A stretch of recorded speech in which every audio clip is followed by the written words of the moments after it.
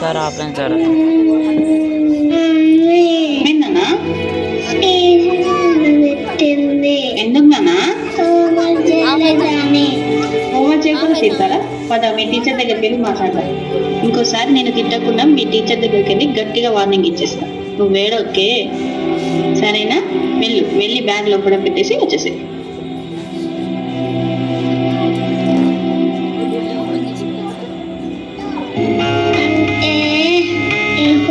చేయకపోతే అమ్మ నాన్న సపోర్ట్ చేసింది. టీచర్ చెప్పింది వినకున్నా ఏం కాదు అంటే టీచర్ బ్యాడ్. ఆరా ఆరా ఎక్కడున్నావమ్మా?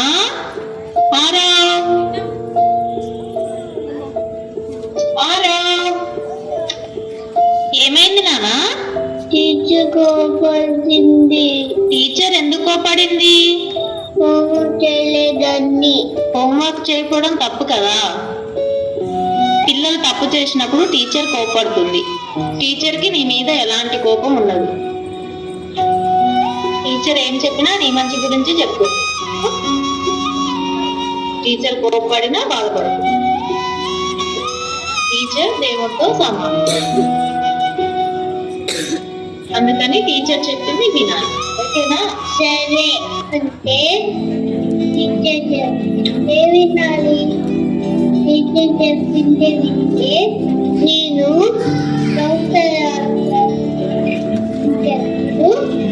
టీచర్ గురించి కంప్లైంట్ చేయాలి. టీచర్ గురు బ్రహ్మ గురు విష్ణు గురు దేవో మహేశ్వర గురు సాక్షాత్ పరబ్రహ్మ తస్మై శ్రీ గురువే నమః. కౌమార దశ నుండే తల్లిదండ్రులు పరిశీలించే పిల్లలకు ఉపాధ్యాయుల మీద అభిరుచిని గౌరవాన్ని కలిగించే బాధ్యత ప్రతి ఒక్క తల్లిదండ్రులపై ఆధారపడి ఉంది. కాబట్టి మన బాధ్యతగా విద్యా గురువు పట్ల మక్కువను చూపించే విధంగా తీర్చిదిద్దుతాం.